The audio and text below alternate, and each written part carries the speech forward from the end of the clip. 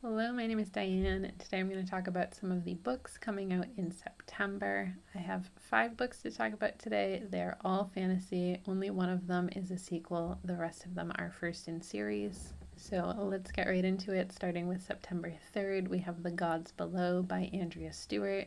This takes place in a land that has been devastated by a divine war. The land and the people have both been ruined, and in desperation, the people who are left strike a deal with one of the gods.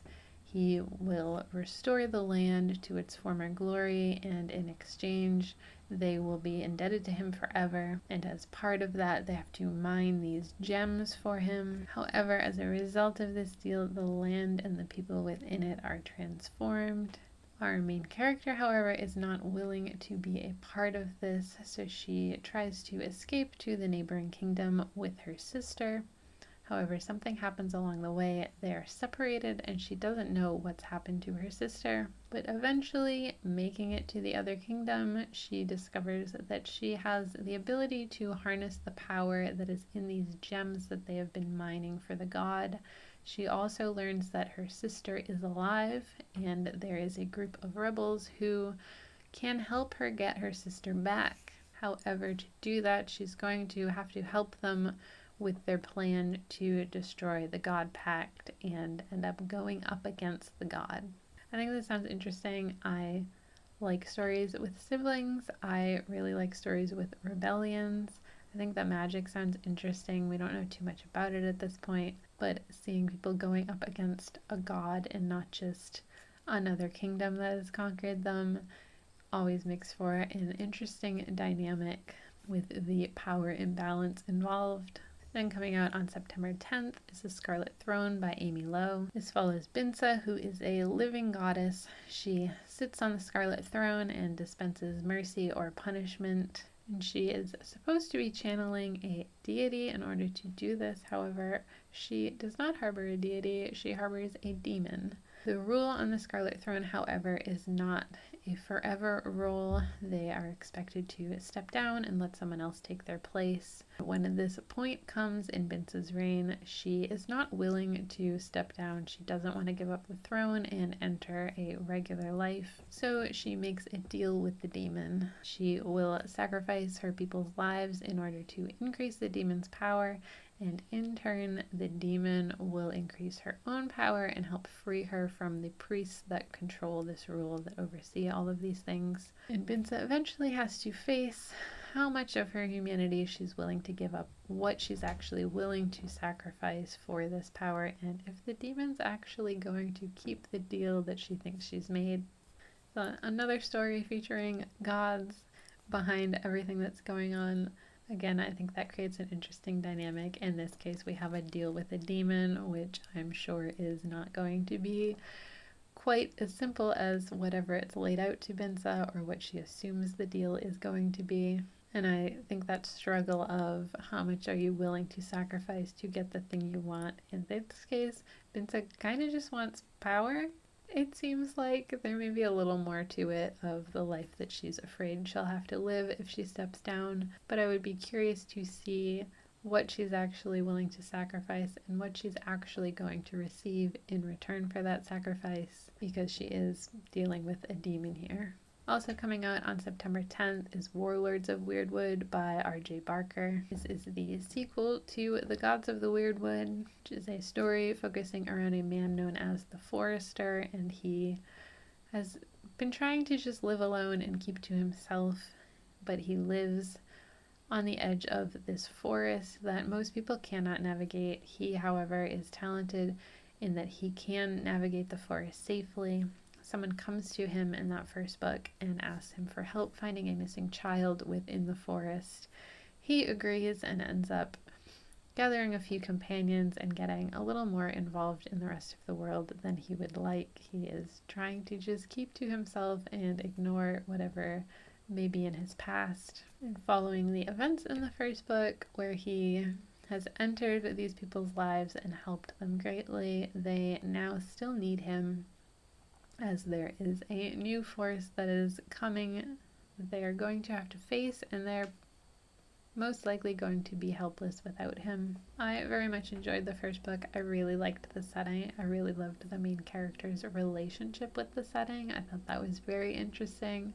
The cast of characters that we meet and really get to know, I think, had a great dynamic with one another.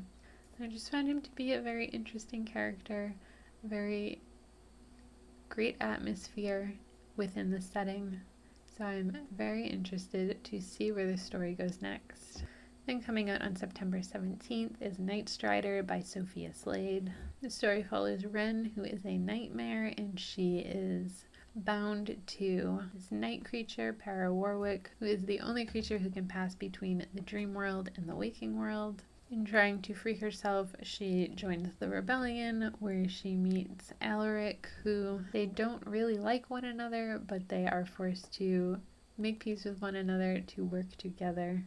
In the other realm, in the waking world, we find that Para Warwick has a human son who is engaged to this young queen. She is a weaver who maintains the boundary between this dream world and the waking world. However, when she makes a portal to travel into the dream world, her betrothed, Prince Cain, follows her and finds this whole other world, which is much stranger and more dangerous than he ever imagined. And together, the four of them end up having to come together to save everything from unraveling. The story sounds like it has a lot going on. We've got quite a few characters to follow who are all on different sides of things, but all ultimately have to come together to help one another. I really like seeing that dynamic of sort of a forced proximity, a truce between people who normally wouldn't want to maybe be associated with one another, but have to because their end goal is the same. To meet their goal, they need one another. That sort of bond, I think, is really interesting to see play out, that they maybe don't like or trust one another. Maybe at some point you feel like they could betray one another, but ultimately they do need one another to serve whatever their goal is. They have a shared goal, or they just need each other to progress along to get to their separate goals. I don't know how long this group is going to wind up being together, but it sounds like they're in it for the same reasons, but there should also be a lot of tension and a lot of danger along the way. And finally, coming out on September 24th is A Tide of Black Steel by Anthony Ryan. This takes place in a realm that is ruled by the Sister Queens, and up until now, nobody has ever questioned their rule.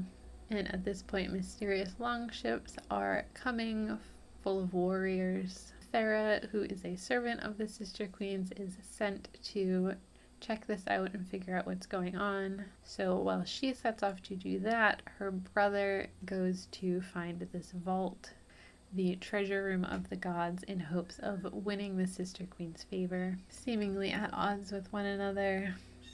However, depending on what she uncovers of what is coming, they may have to set whatever differences they have aside to face it in support of the Sister Queens that they both serve. It sounds like a story that's going to have a fair amount of action.